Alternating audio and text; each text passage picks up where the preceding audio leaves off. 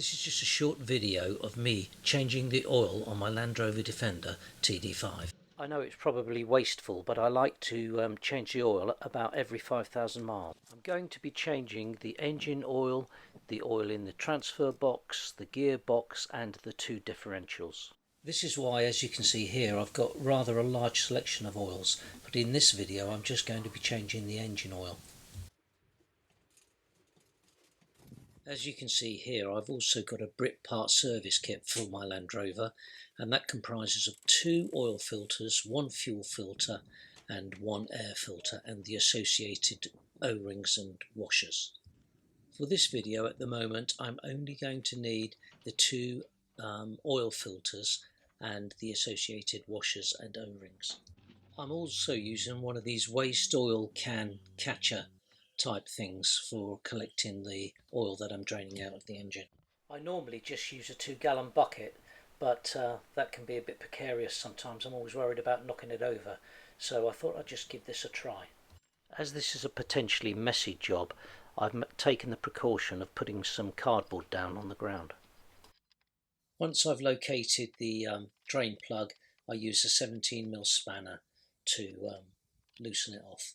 When I'm happy that it's loose enough, I start loosening it then with my fingers, and I push the oil waste catch tray underneath where I think the waste oil is going to hit.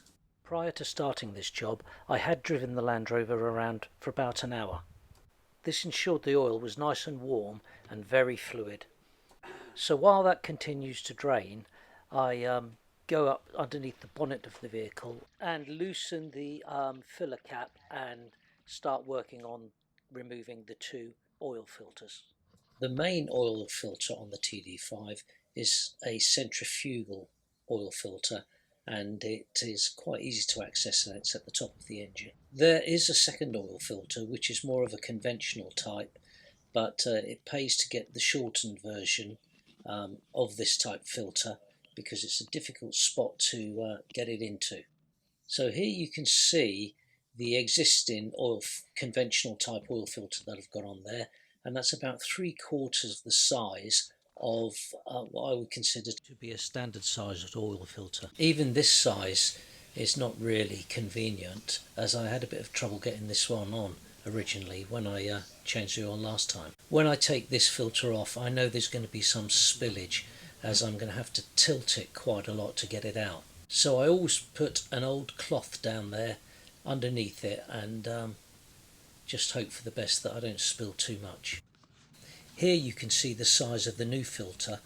It's about 1/3 of the size of what I would call a conventional size filter, and it's going to fit in perfectly. Once I've removed this dust cover, I'm going to just put a little bit of oil in it and smear some around the seal. Apparently that makes it easier to undo when I come to take it off next time, and I only do this up just over hand tight. The filter being small like this makes it easy to fit. In fact, it goes in perfectly, and I only ever do this particular filter up hand tight.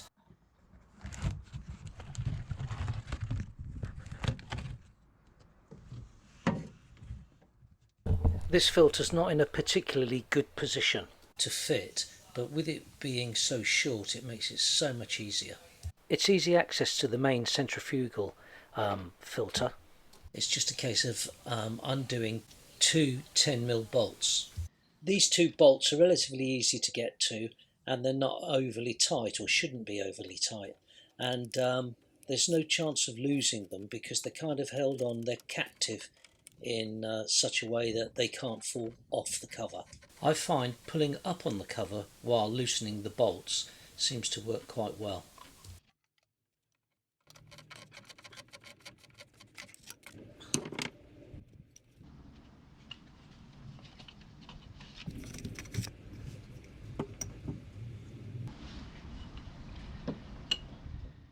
Once the cover's fully removed, it's just a case of replacing the O-ring that makes the seal between the cover and the housing.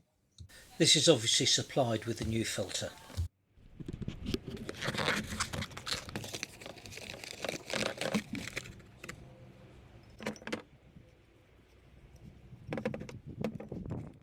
So to remove the old filter, you just got to lift it up over the spindle that it spins on and then take it out.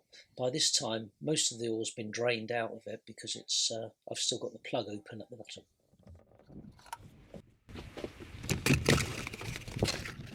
Fitting the new centrifugal filter is quite simple. I just make sure that I've got it over the spindle and it sits down in there nicely. Then it's just a case of fitting the cap on and locating the two bolts and tightening it down.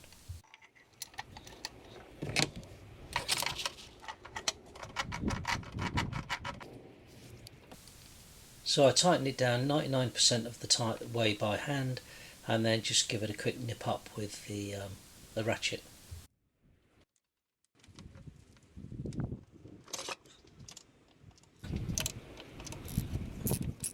So now it's just a case of going back underneath the vehicle and refitting the drain plug. But as you can see here, I've had a bit of a disaster. I've obviously left this big green cap on the can loose and subsequently some of the oil's spilt out. So before I can start up the clean-up operation, I've got to get the new plug in the sump and tightened up. Here I'm just fitting the crush washer that comes with the kit. Stupidly, I didn't check that cap before I let the oil go into the catch can. Luckily, the cardboard that I put down prior to carrying out the job has narrowly avoided a potential ecological disaster.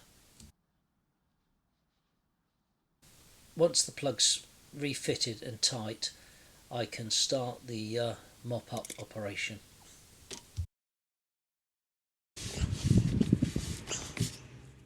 If you haven't already, I wondered if you'd consider subscribing. It really helps give a bit of incentive to make more content. And thank you for watching so far. Once I've got most of the oil mopped up, I put another layer of cardboard down because there's a good chance I'm going to have to lie down in that space again, and I don't want to get covered in oil. Although I think that ship's well and truly sailed. Now I've more or less got waste oil all over me. This is a good time to transfer the used oil that I've got in the catch can into some used empty oil containers so that I can then dispose of the oil responsibly. I have heard that you can use used engine oil as fuel. I suppose that's as long as you strain all the nuts and bolts out of it. Here I can see the quantity of oil that I've taken out of the vehicle, and it's more or less the same amount as that I put in originally, and that's about 8 litres, give or take what I've spilt on the floor. Fortunately my vehicle doesn't seem to use any oil at all, although as I said before, I change the oil about every 5,000 miles, so it really hasn't got a lot of chance to lose that much. So now it's just a case of putting the new oil in. This Delvac 1 oil is the oil that I usually use, but for some reason this time I couldn't get hold of it. So I've decided just to use a 5W40 oil that I've got from Halfords. I think it's called Edge. Price wise, I think it's a little bit cheaper than the Delvac 1, but in spite of that I would still prefer to use the Delvac 1, and I will use the Delvac 1 in future if I can get hold of it. I think I'm right in saying that the difference between 5W30 and 5W40 is that the 40 is more suited for warmer temperatures, i.e. summer. So here I am, I'm on my second 4 litre can of oil, and I just put most of it in there, and then I start checking with the dipstick until I get to the correct level. I know that it more or less takes the whole 8 litres, but I always like to check just in case, because it's easier to just put a little bit more in than take a little bit out.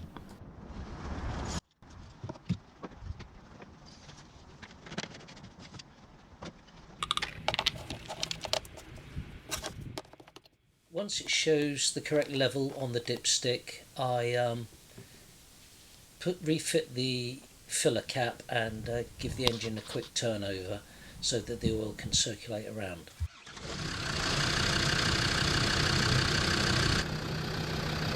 I then check the level again and then top it up as needed, and that's more or less it.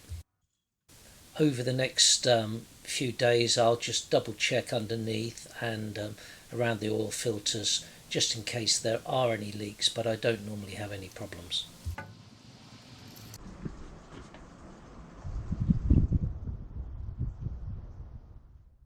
So that's it, engine oil changed. Now I've just got to change the oil in the transfer case, the gearbox and the two diffs.